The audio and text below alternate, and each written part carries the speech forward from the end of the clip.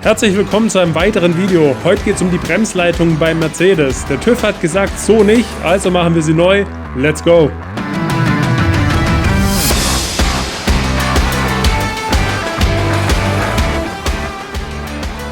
Dafür nehmen wir den Wagen mal hinten hoch. Wir können da gut unter das Diff kurz gehen, dann seitlich die Jackstands drunter. Dann können die Reifen links und rechts abgemontiert werden. Und dann schauen wir uns mal die hintere Bremsleitung an. Ich würde sagen, let's go!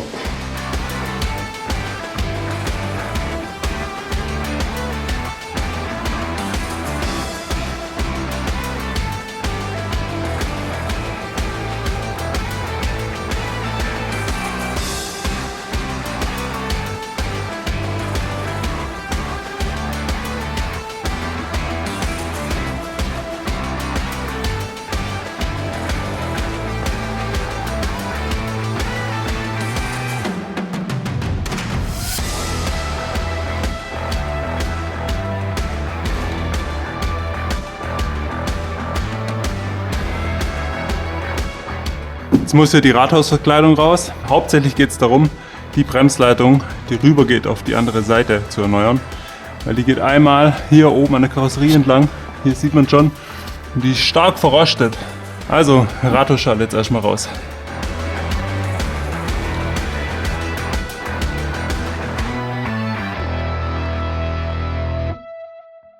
Ich habe jetzt gerade mal hier noch die Seitenverkleidung abgemacht, um mir die Bremsleitung mal ein bisschen genauer anzuschauen. Und wie ihr seht, an manchen Stellen ist sie hier auch schon durch. Das heißt, ich muss sie auch hier ersetzen. Hier vorne wird es nochmal schlimmer. Und jetzt fangen wir aber über der Hinterachse an. Das Bremspedal einmal betätigen und fixieren, damit das Ventil schließt im Kreislauf und keine Bremsflüssigkeit ausläuft, wenn wir die Leitung öffnen. So haben wir einfach weniger Bremsflüssigkeit, die austritt, und es ist nachher leichter, wenn wir sie lüften. Dann haben wir hier so eine Auffangflasche. Da dürfte jetzt auch gar nicht so viel kommen, weil wir das Bremspedal durchgedrückt haben. Sprich, es ist nur das bisschen der Druck abgelassen, der noch in dem Leitungssystem war. Wie ihr seht, da kommt auch nicht viel. Das war's schon. Und jetzt können wir hier die Leitung einmal auftrennen. Achtet hier, dass kein Schmutz reinkommt, wenn ihr die wieder verwenden wollt. Das sieht sehr gut aus. Die können wir noch verwenden, die ist noch super. Und jetzt geht es darum, die Bremsleitung hier einmal auszuklipsen und dann durchzuziehen.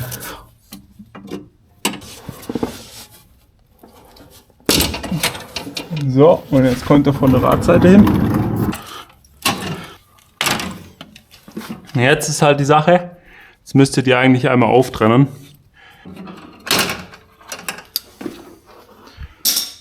So, und jetzt heißt es rausfummeln. Hier wollt ihr möglichst wenig verbiegen, weil ihr dann sie später wieder nachbiegen könnt. Also ihr könnt die neue Leitung an die alte Leitung anpassen quasi. Das jetzt einfach ein bisschen hin und her fummeln, aber ihr seht, es geht relativ gut. Dann noch eine andere Sache, merkt euch, wo diese Anschläge hier sind, weil da reiben sie gerne die Bremsleitung, sprich, da sollte da später auch wieder hin. Dann schauen wir uns das gute Stück mal an. Und hier, das hat der TÜV bemängelt.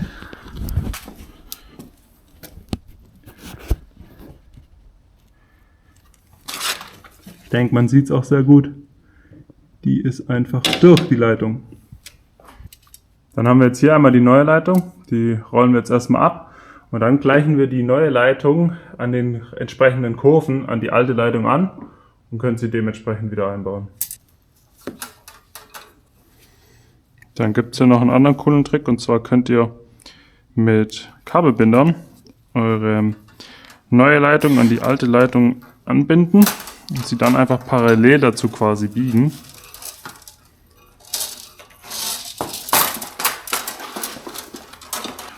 Und dann immer wieder mit dem Kabelbinder festmachen.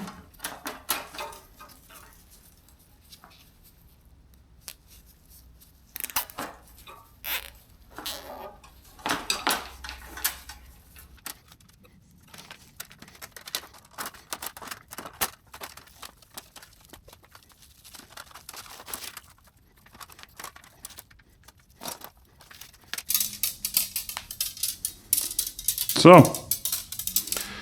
Und jetzt drehen wir das einmal hier mit so einem Bremsleitungs- oder Rohrschneider ab. Weil wir wollen nachher eine schöne Bördelverbindung. Das geht leider nicht, wenn man jetzt einfach mit einer Rohrzange das abknipst, dann habt ihr hier so eine Verbindung. Sondern ihr müsst es hier mit einem Rohrschneider einmal schön sauber cutten. Den setzt man einfach hier an, dreht und schraubt wieder eine Weile zu. Dann dreht man und schraubt wieder zu. Jetzt habt ihr hier eine sehr, sehr schöne Trennstelle, die sich super bördeln lässt gleich. Dann bördeln wir jetzt mal hier kurz die Leitung. Dafür haben wir hier das Bördelgerät. Das klappt für Standard 4,75 mm Bremsleitung, also eigentlich für jedes europäische Modell. Dann den Anschlag einschrauben in das Bördelgerät. Dann hier schon mal leicht anziehen, beziehungsweise erstmal die Bremsleitung noch einfügen, bis sie am Anschlag anlegt. Dafür sehen wir auch hier in dem Loch schön, wenn wir dran sind, schrauben wir hier die zwei Muttern fest. So, dann kommt der Anschlag hier raus. Der Stempel kommt rein mit ein bisschen Schmierfett. Dann mit der Rätsche einmal so weit andrehen, bis nichts mehr geht, auf Anschlag. Und jetzt einfach wieder öffnen.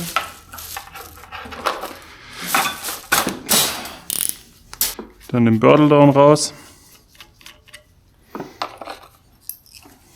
Und wieder öffnen.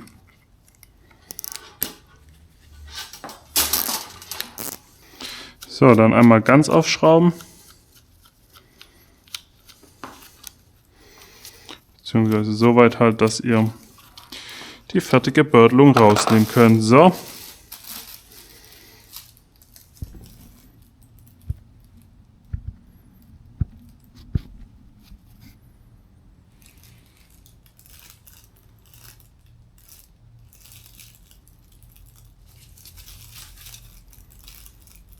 Jetzt geht es daran, die Leitung wieder ins Auto einzubauen. So, jetzt heißt es, die Leitung hier wieder durchfummeln.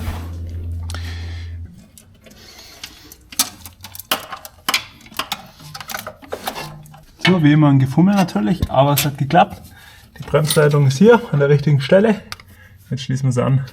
Jetzt ist sie hier einmal festgeschraubt und jetzt geht es darum, hier hinten alle Halterungen noch einzuklipsen. Das machen wir jetzt mal. Davor habe ich schon gezeigt, die Bremsleitung ist auch hier ziemlich hinüber und unten am Unterboden, deswegen kommt die jetzt einmal raus.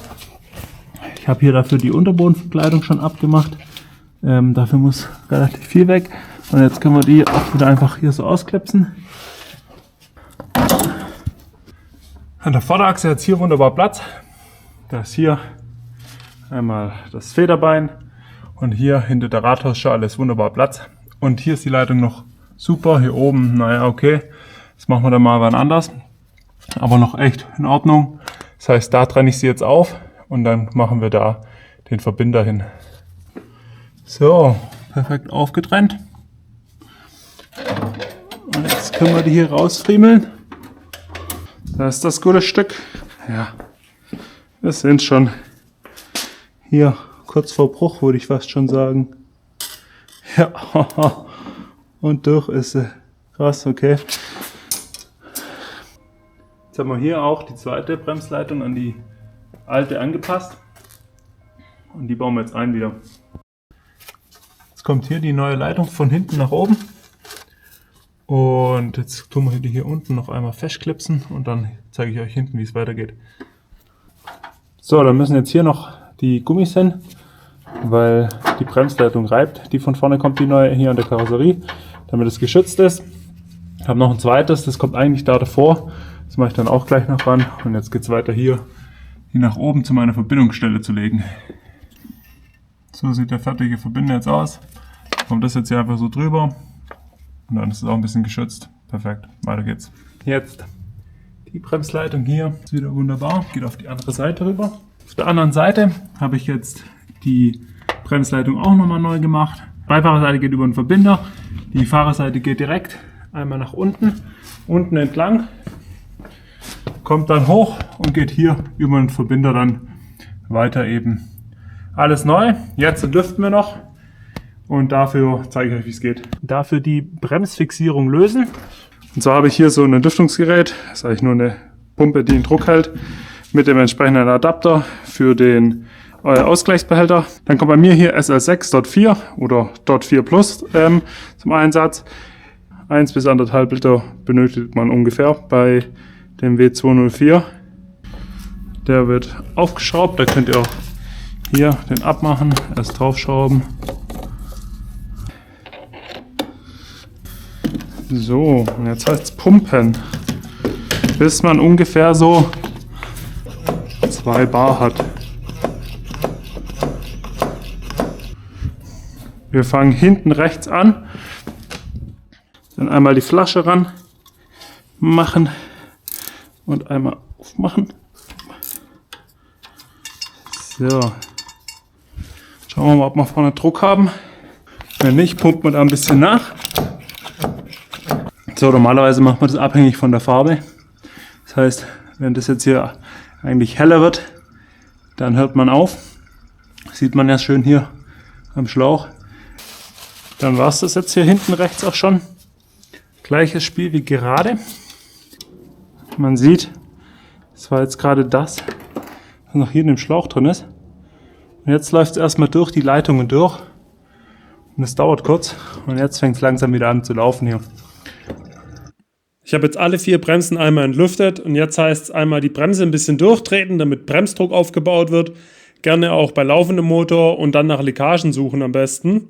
Behaltet auch immer den Ausgleichsbehälter der Bremsflüssigkeit im Auge, da zeigt sich auch schnell, ob ihr eine Leckage habt oder nicht. Wenn ihr das gemacht habt, könnt ihr wieder alle Verkleidungen anschrauben, das steht jetzt auch bei mir noch an. Und dann steht eurem nächsten TÜV-Termin hoffentlich nichts mehr im Weg. Bis dahin, macht's gut, schreibt gerne in die Kommentare und lasst auch gerne ein Like da.